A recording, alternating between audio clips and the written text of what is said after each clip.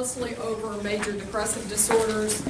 Then I've got a short one on bipolar disorder. And then the last one is lithium. So a lot of what I did last year is after the first year class went through, I always asked them for feedback about what would help now that you've hit rotations or your EORs. And their big thing was the EOR for psych is mostly adverse effects, which is when you deal with these drugs, they always have a lot of ADRs. So you will get lots of information. For this afternoon, we talked about the antipsychotics. I have big tables made up for those as well.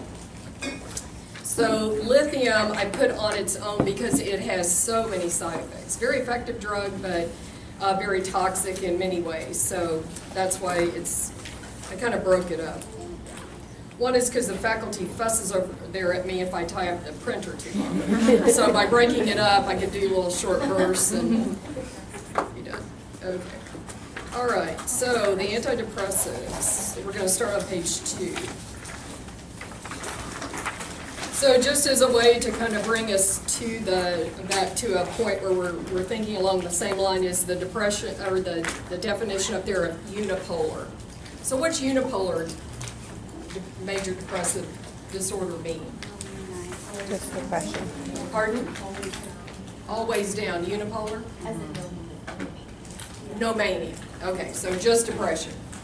Okay, so as bipolar is different. We have mania and depression. Okay. So here it is one major depressive episode, no history of mania or hypomania, and the symptoms last at least 2 weeks, and they have 5 or more of the symptoms that are listed there. So depressed mood and anhedonia have to be one of the symptoms. So what's anhedonia?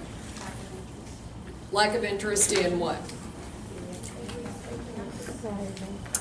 Pretty much most things in life, and things that may have brought you pleasure in the past no longer bring you pleasure. So that could be a myriad of different things. Insomnia or hypersomnia. So we have the two extremes. So the way I look at that is sleep is disordered. They sleep too much, or they have insomnia, early morning awakening, can't get to sleep, can't stay asleep. Change in appetite. So often their weight will go down. They will stop eating. But some overeat. So you can see both ways. So weight can go up or down. So that's a problem sometimes when we start the medications, is that often their weight is going to go up. One is because they feel better and they have resumed a desire to eat or a pleasure in eating again. The other thing is that the drugs cause weight gain, and we'll talk about those. So that can sometimes be a problem and a hindrance to drug therapy. Psychomotor retardation or agitation, again the extremes. So either they want to sit around, they're not very active, or they don't interact very well, or everything is decreased. So these are called vegetated symptoms. Everything just kind of slows down. Or they can be very agitated on top of that, or have episodes of it.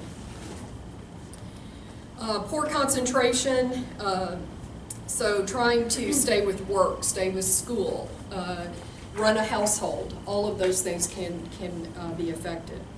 Thoughts of worthlessness, guilt, recurrent thoughts of death or suicide. So you probably talked about that, talking to a patient, how to engage them in that.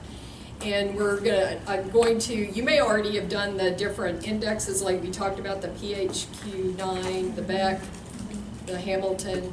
You've done that. Okay, I've got that in here too. I posted the PHQ-9 onto the website, or to D2L. But if you've already been through it, then we'll probably just skip over it. Okay, so Dr. Britton, you're welcome to interject. You have more experience in this area than I do. Has he told you some of his stories about his patients in the... Today is the better day because it's schizophrenia. I've got good today. So we had to do rotations through the we did the Austin State Hospital. Very interesting. So, okay, so the chart here in the middle, I'm not going to test you over this, but what I want to draw your attention back is that multiple times when we've gone through these classes of drugs, we haven't been through all of them, depression is listed as a symptom. So one thing I want to raise your awareness is a drug can induce depressive symptoms. A lot of these are older agents, especially if you look at the cardiovascular, a lot of those are older agents we just don't use anymore. Propranolol probably ranks at the top. It was the first beta blocker. Remember, it enters the central nervous system. It's very lipophilic, so you get a lot of CNS side effects with it, or you can. So that is one of, probably out of that class, is one of the predominant. Clonidine, another central acting drug, methyl-dope as well, reserpine. These are drugs that we don't use very much anymore. They're very powerful and they're good, but they bring lots of side effects with them. So a lot of the newer agents have supplanted them. The hormonal agents we really haven't talked about. We'll get to these when we go into the OBGYN or women's health module. So one of the common ones here would be the oral contraceptives. Oral contraceptives are thought to work through decreasing levels of B6. So sometimes people have the women supplement, especially if they're at risk. The enzyme that metabolizes B6 is actually revved up by those hormones, and so they usually have decreased levels of pyridoxine. Corticosteroids can do one or the other. They can cause euphoria, a mania, psychosis, or they can cause a depression, because they have a lot of central actions as well. Tamoxifen is a drug for breast cancer, well known. It's probably one of the common reasons why people go off of it. They cannot tolerate the depression. It is significant. Interferons, let's see, when we talked about Hep C, we talked about the interferons. Remember, they're the older group. Most of the newer agents have taken their place, and one of the reasons is the depression. It is profound, and people have a hard time tolerating it. That's why we don't use the interferons as much anymore. And then vareniclins we talked about, Chantix we talked about with smoking cessation. Now that drug has carried for a number of years behavioral health related side effects, psychosis, depression. Remember though, I told you in this last group that they had lifted that, that warning. So it still could do it, but it doesn't carry the heavy warning that it did, because most of the studies after that warning came out didn't bear out that side effect. So I still kind of keep it in my mind because it's a very common one used for smoking cessation, but it may not be as much of an impact as we thought in the past. Okay. So just something to kind of bring your thoughts back to those. So determining response. So in the literature, when you read about the studies of these drugs, they'll talk about either a response or a remission. So remission means we've gotten rid of all the symptoms, right? Response means there's been an improvement in the identified symptoms. So different ones of these studies will define it. For response, it's pretty much an improvement of 50% or more in the baseline symptoms. Remission, though, is usually defined by those different scales. So if you look at PHQ-9, they have a number or a value. Hamilton also has. Hamilton's been around for a long time, so is the Beck. Most of those are used more probably by clinical psychologists. They require license. You have to pay a fee to use them. Studies will use those Hamilton or the Beck. Because they're validated studies. Now PHQ-9 is more used in clinical practice. It's very good. We used it in our diabetes clinic.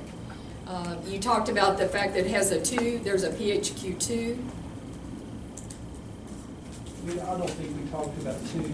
Okay, I'm getting ahead of myself. Well, I'll do that when I get. Okay.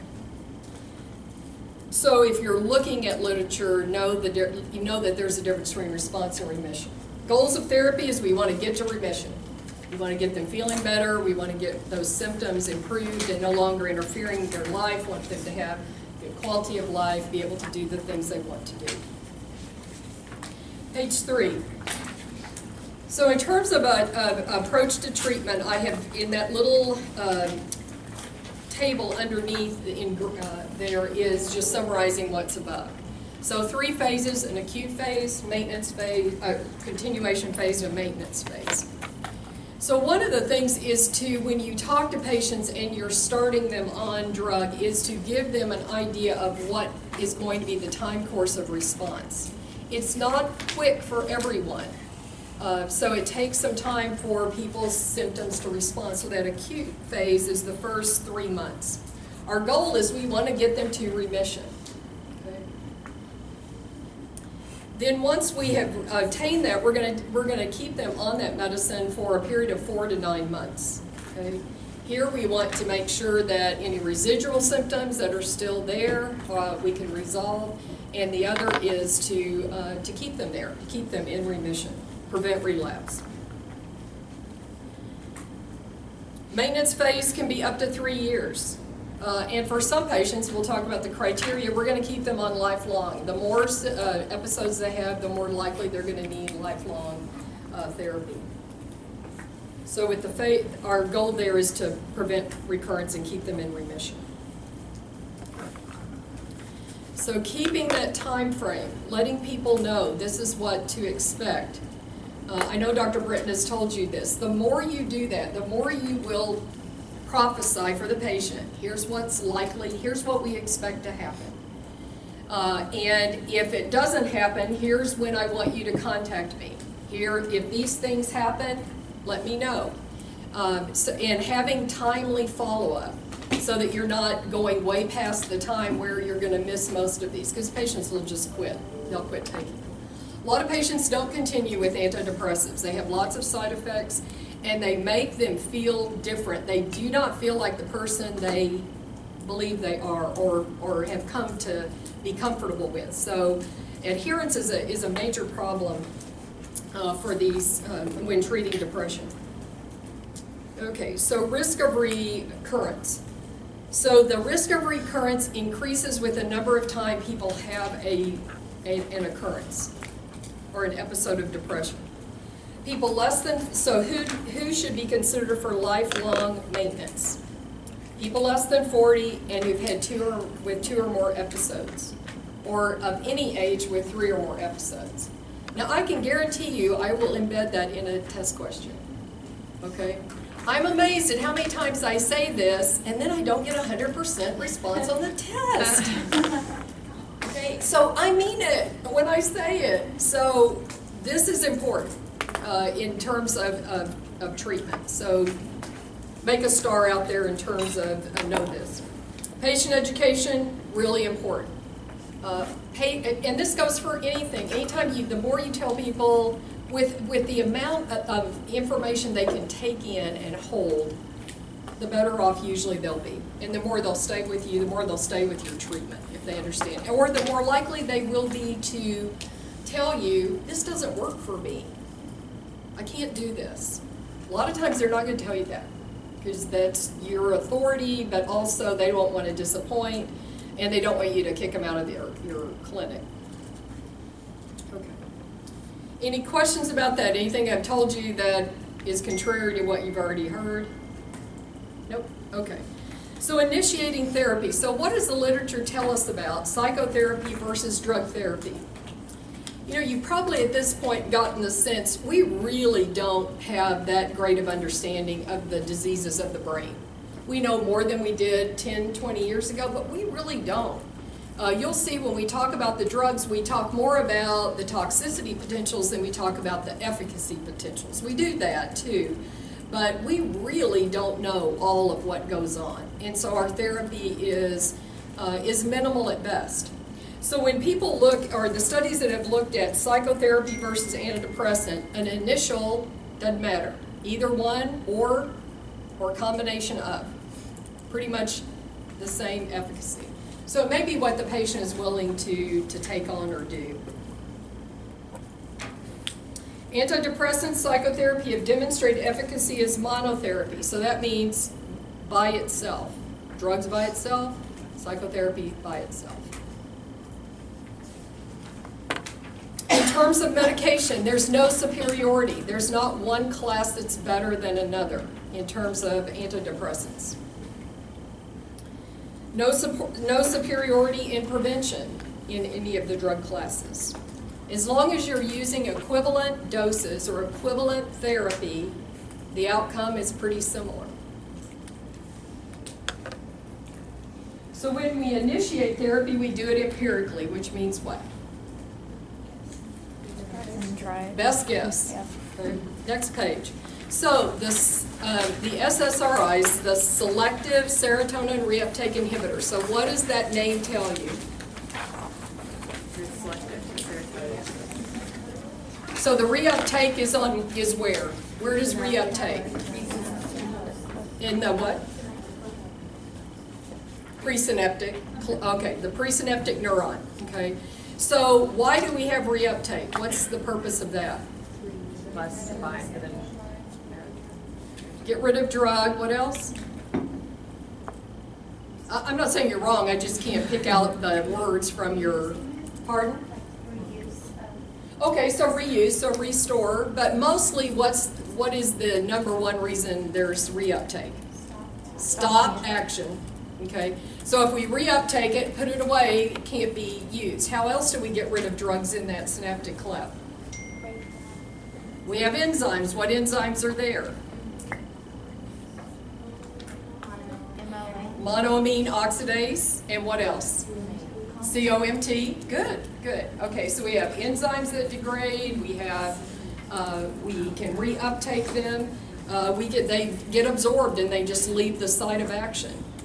So there's multiple ways to stop that action of that serotonin. So that's the target of those SSRIs. They have become the preferred class in the treatment of depression. Now look at why they're preferred. One is they have a more benign, so this is relative because they still have side effect profile, but it's more benign compared to the older agents like the tricyclic antidepressants. And they're minimal risk of lethal effects. Do you see anything in there about therapeutic efficacy? Nothing. It's all about toxicity. Okay.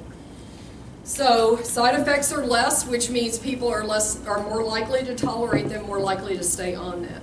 The other is the risk of lethal effects. So the TCAs, the tricyclic antidepressants, the older ones, this would be amitriptyline. We talk about it a lot in here for different causes, different reasons. Pretty lethal drug if you take it in overdose situation. When Dr. Britton and I were in Austin as residents, we worked in the ER. We were the ER pharmacists. Friday night, that was the drug of choice for suicide attempts for kids at the university or out in the community. Very toxic because it has lots of cardiac effects, so it can cause a cardiac event which can lead to death.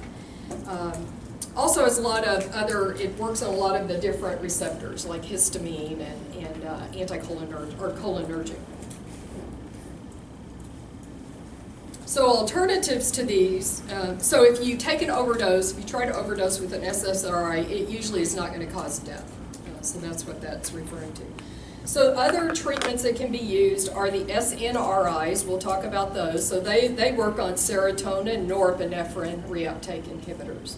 The atypicals, there's only two of those that I'm going to talk about today, and then the serotonin modulators. That is a very old class, but has some new members to it as well. The other two groups are the tricyclic antidepressants. They were one of the early groups. Again, that's where amitriptyline fits, and the other are monoamine oxidase inhibitors. Again, what can you think of the difficulties in using those drugs? What have we talked about? Drug interactions, lots of them. What else? Side effects and drug-food interactions, which we'll get to here in just a minute. So lots of problems in using them in drugs that people are already on, or if we're going to stop a drug that affects neurotransmitters, we have to wait how long before we can start the monoamine? Usually about 2 weeks, okay, because you let everything come back to normal and then you can restart. Okay. So failure to respond to a drug in a class does not mean they'll fail to the others. doesn't mean it knocks out other classes of drugs. So using other drugs does not predict a failure. In terms of dosing, we're going to start low, and I've given you tables of dosing. I understand we're going to have some case discussions, I think, next week. So you'll need to look back at those tables in terms of dosing. And it's important to understand concept. You don't have to have the number down, but you need to understand the concept. When do we increase the dose? We'll see that this afternoon with schizophrenia as well, because we escalate those doses very quickly. With depression, not quite as fast. Let's see. The other is, one of the things, and circle this in that little blurb, the third bullet. Often what happens if people have comorbid general anxiety disorders or with depression, antidepressants will make it worse. So if we start low and increase and warn them and maybe manipulate other therapy, then we can decrease that. It's just extremely common to increase anxiety because they're more activating in that area.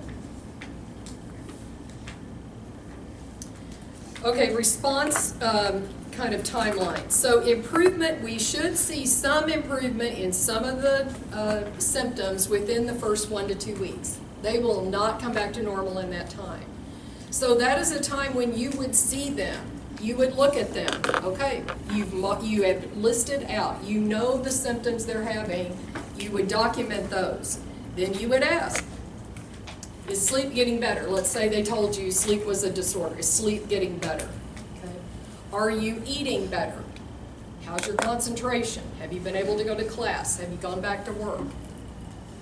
Suicidal ideations are also important because people gain energy as they get treated and they return to normal. So often people who are very depressed don't have the energy to carry out the plan that they have. But often at about that 2-week mark, they have enough energy that they can now, the plan they've got, they can execute. Okay? So suicide risk goes up the longer or the more they move towards normal. Have y'all talked about that? Okay. So that is something to keep in mind. And maybe well, I don't know about discussions with family members anymore, but that is why you want to see them at about that 2-week mark and assess that again. Remission potential, the more they respond and the earlier they respond is usually a little bit more predictive of that they will obtain remission and maybe stay there. Adequate trial, so that 6 to 12 week, you don't want to give up on things very quickly, but if they have no response after about 4 to 6 weeks, you may want to switch to a different agent or add an adjunct agent, and we'll talk about what to add there. Okay? Kind of get it in mind? So if you've seen it in about 2 weeks, they're improving, you're going to maybe up the dose, they're tolerating it, but we're still having symptoms, that would be a time when we would think about escalating the dose. So seeing them again in that 4 to 6 week, they're doing well, their suicide or potential is low or gone away. Then again at about that 3-month mark, you're going to want to see them.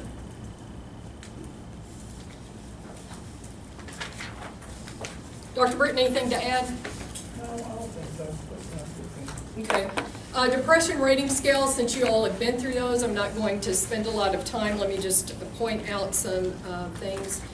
If you haven't looked at that PHQ packet, I posted the whole packet that you get. To me, it's excellent as a practitioner because it steps you through everything. On page 6, this is what you would give to the patient and have them mark it. And then the packet will tell you how to score it. And then what they do with the scores is they tell you what is their level of depression, and they also give you action steps, which I loved from a practitioner standpoint. So in diabetes, we have a high risk of comorbid depression. And so we always assessed it in our patients. So we use the whole 9 set of symptoms. So you can see at the bottom, it shows you the depression severity, And then they also have steps to take. Now, the PHQ-2 they have taken 2 of the statements out of that 9, and they're listed there. So, over the past 2 weeks, have you been bothered by little interest or pleasure in doing things, feeling down, depressed, or hopeless? A way a lot of people use this is they will have the nurse ask this, or whoever checks the person in and rooms them, do that as a screening. So if you're in a primary care practice, this would be a way to avoid doing the whole thing, which having the patient fill that out. Make sense? A lot of, or at least the EMR we worked with, this was a pop-up that would come up and would remind you to use this, and these were the 2 screenings. So that's how that 2 is used. It should only be as a screening, and then if you're getting any yeses, you need to move on to the full one. The Beck Depression Scale is there for you and shows you at the bottom. Again, they have they give you a depression rating based on the raw score. Questions about those? Okay. So let's talk about the medications.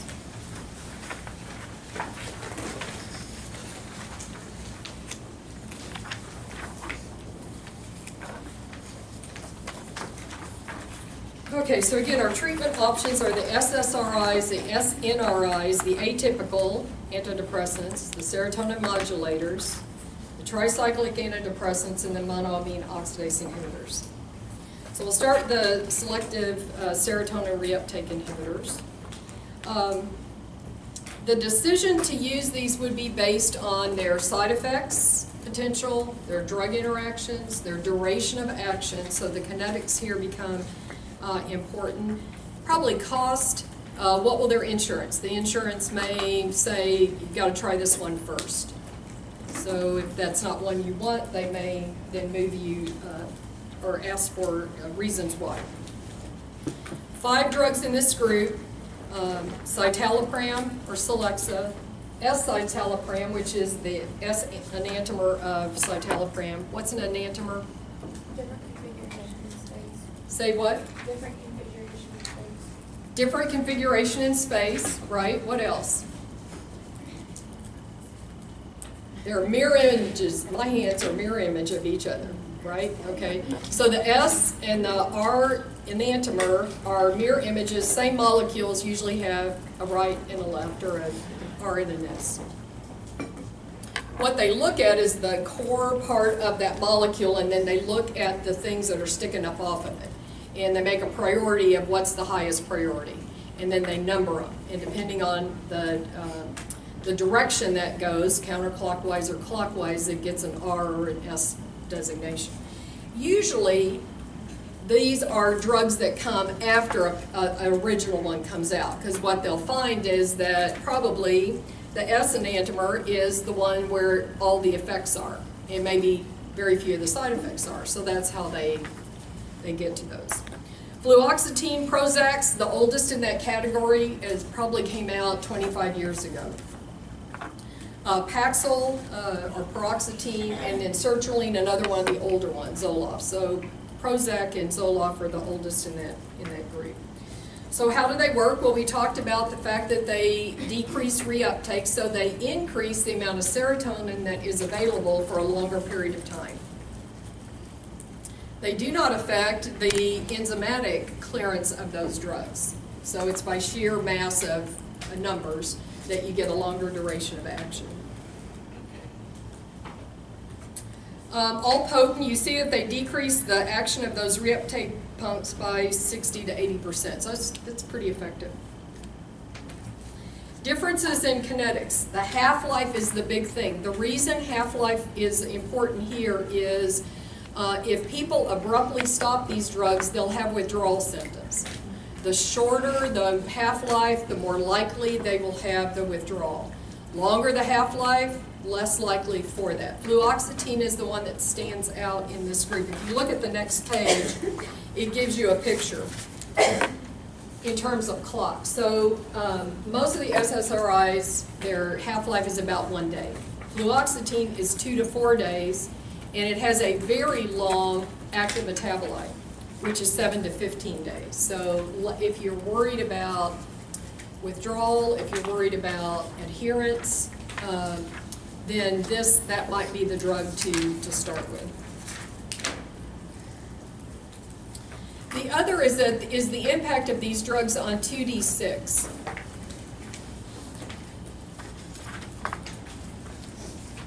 So fluoxetine and paroxetine are potent 2D6 inhibitors, which means what?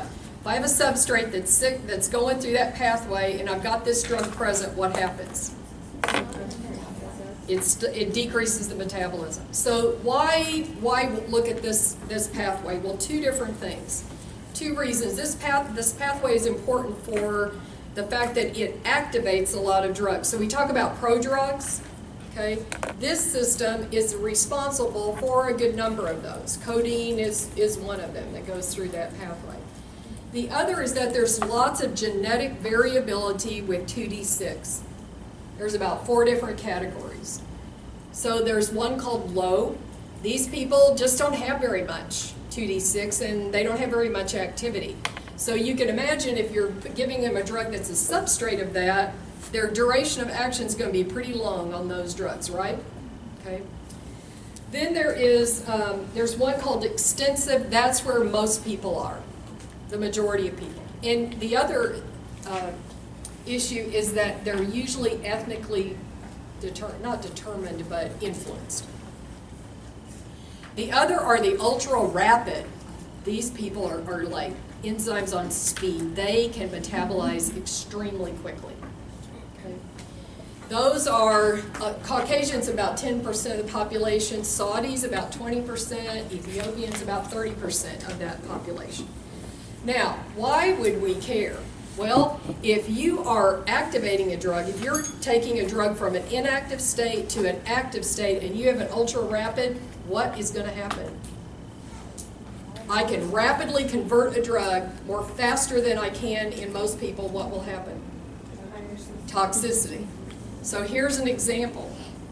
Codeine gets metabolized to morphine. So there's a case report of a mother who was taking codeine breastfeeding. She was an ultra rapid metabolizer. She rapidly converted that drug to morphine. Baby got the morphine and died. Overdose. So, I mean, that's an extreme case, but it tells you the point. So some drugs, people will actually do a 2D6 genotype, and they'll figure out what kind of metabolizer they are. So anyway, just so you're kind of sensitive to that change and why we pick those out. Now, citalopram and S-citalopram, no significant effect, low drug potential. So that makes it attractive. Okay, I don't want to drug-drug interactions. I might look over here at these two. The other is that paroxetine has nonlinear kinetics. What does that mean? Small change in dose, big change in effect, right? What other drugs have we recently talked about that had nonlinear kinetics? Phenytoin, classic. Okay. Nonlinear, linear. Okay. All right. Next page, there is a table of of the doses. Refer to those in your cases. And kind of look down through there, what kinds of issues are raised. One is age. For some drugs like citalopram, it has a maximum effect or maximum dosage for people over 60. There's initial dosing, and then there is when do we increase. There's also maximum doses. So you'll see most of these, it says increase after 1 week or 2 weeks. Okay, next page. Start talking about adverse reactions.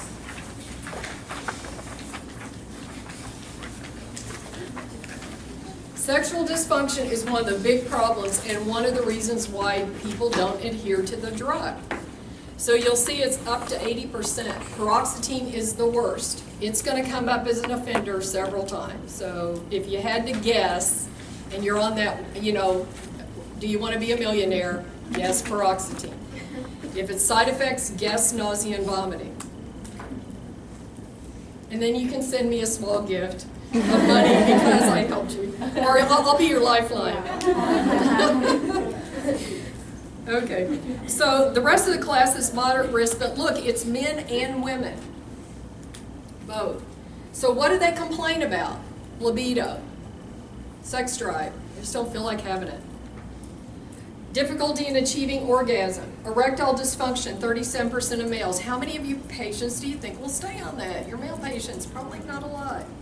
Okay, so what do I do? So you can switch if they have it, if they experience this and complain, then you can switch them to a non-SSRI. Bupropion is neutral, causes no sexual dysfunction. So when you get to that one, you put a little smiley face by it. So, or the serotonin modulators. They're not as great, but they will get around that. Or you can augment. So bupropion is a good augmenter. It's not as great by itself as in monotherapy for depression, but it works really well in conjunction with others. And one of the ways you can, if you have a drug that works well in all areas except the sexual dysfunction, you can add bupropion. You can use phosphodiesterase inhibitors with these drugs. Okay, so that's one of the big ones. Weight gain, another big problem. So their appetite's going to, if they have not been eating, their appetite's going to come back up. It's one of the things we're going to look for usually. But weight gain can be significant. Greatest is paroxetine. There it is again. It's the bad boy of the group. Okay. The other is that the longer they're on it, their increase of their weight gain also increases the risk for type 2. This is a problem with a lot of the psychoactive drugs. The weight gain tends to also confer or bring on the risk for type 2. CNS symptoms, lots of these. So makes sense. We're affecting neurotransmitters in the brain. Drowsiness, common. So sedation, daytime sedation. We're trying to help them think and we're just making them tired. So this is a one to consider whether or not putting it at bedtime. Can you use that to your advantage if they're having trouble sleeping? CNS activation. So some of them wake you up. Bupropion's terrible if you take it too close to bedtime. It gives you insomnia. Anxiety. So remember this one, second time you've seen it. These drugs, when you put them on with someone who's already has an anxiety disorder, it will make it worse. It can even evoke those in people who don't have that diagnosis when you put them on the drug. They may complain of increase in anxiousness. Nervousness, the two little, I didn't indent my little indent there. So that usual transient in beginning and then remits goes to nervousness. And fluoxetine is the more likely cause in that, in the group. Dizziness. All of them can cause some degree of orthostatic hypertension. Yes, I just have a quick question on that. SSRIs for an anxiety disorder, is that an off-label use for the SSRIs? We do, but we have to, some of them are more likely to do that than others, but you're right, we can use SSRIs in anxiety, and some of them are very good. Okay. And we're going to talk about that on Monday. Sure, thank you. Okay, headaches, about Tuesday, sorry, Tuesday. Yeah, Dan. Wait, so you said that using anti-anxiety meds when using antidepressant meds can make the anxiety worse? No, I said using an SSRI. Oh, if they have a diagnosis of a general anxiety disorder, you place them on an SSRI, then you can make that anxiety worse. Okay, because here it says treat patients at high risk with anti-anxiety. You can start them. Okay. You could start them on a low degree of they'll use a low benzodiazepine. Okay. With it. Yes, you can do that. Okay.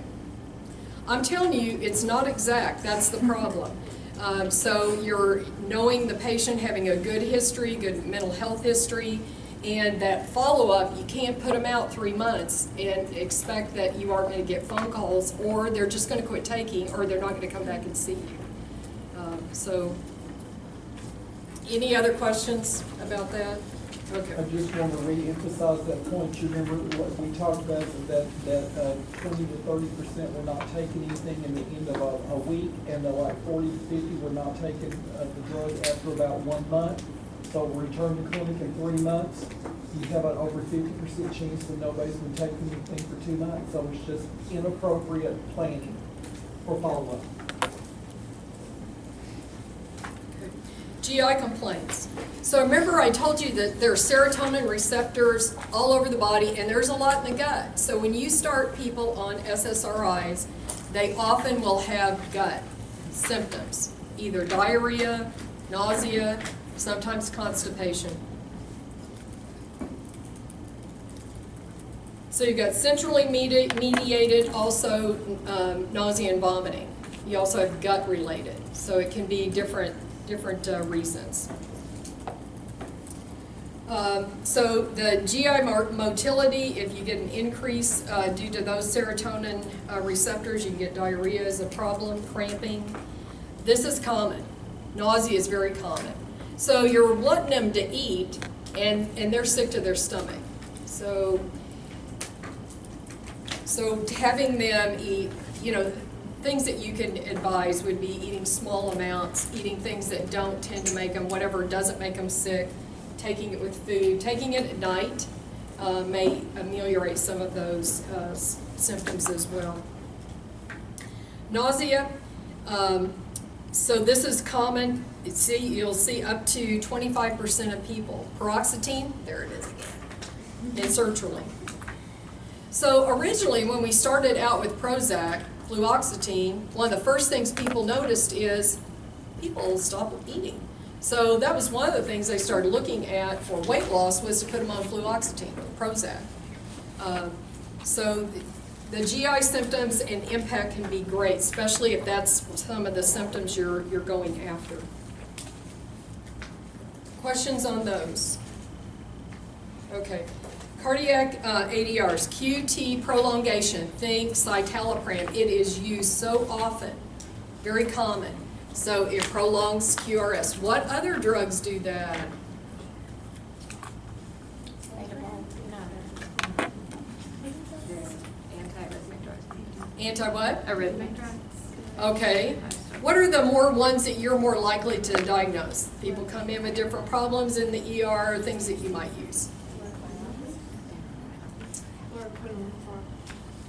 Ondansetron, Zofran, macrolides.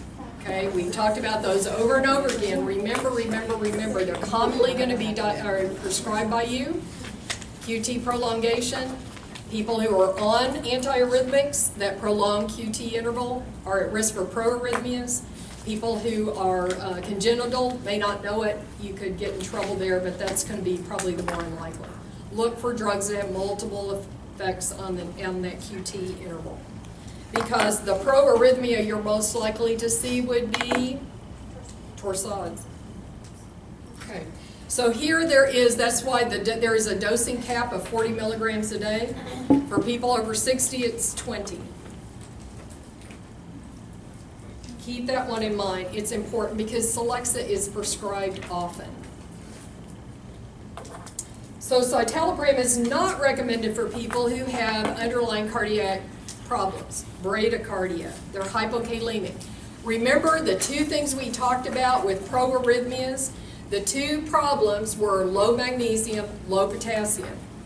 So correcting those, making sure there's good intake of those was thought to decrease the proarrhythmic. See, you just can't let go of all that stuff. It's so important. But now that you know it, you should feel good. You should go, I know something. And you do, you know a lot. Okay, a lot more than you knew on December 31st, right? How many know more than they did on December 31st? All of you. You're not even the same person.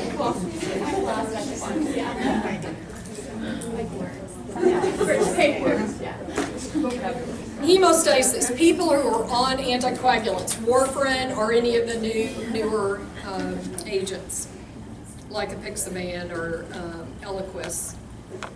Okay, so these increase bleeding time. So they decrease platelet aggregation, prolong the ability to form a clot. So keep that one in mind. The others are less, so rash, itching, tremor, dry mouth, paroxetine. So it has some effects on cholinergic receptors. Blurred vision, SIADH. Make sure you highlight that one, fluoxetine and sertraline. So this gets it into the Beer's naughty list about being less likely to, or don't choose it if you've got other options in those who are 65 and older. So SIADH, syndrome of inappropriate excretion or secretion of ADH, antidiuretic hormone. So what's that going to do? Where is it going to work? Dehydrated. Kidneys, what part of the kidneys? Oh, no, you're gonna retain. Collecting ducts, Yeah. okay. So what does it do?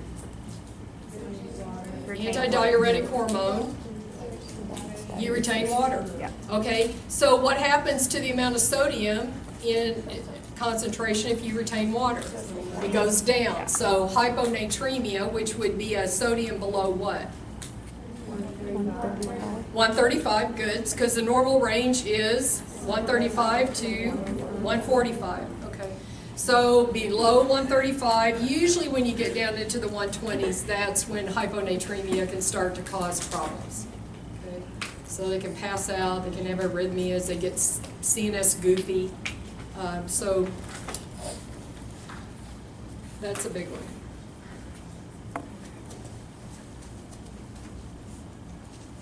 Okay, let's take a break. Let's come back at 11 and we'll pick up with discontinuation syndrome on page 12.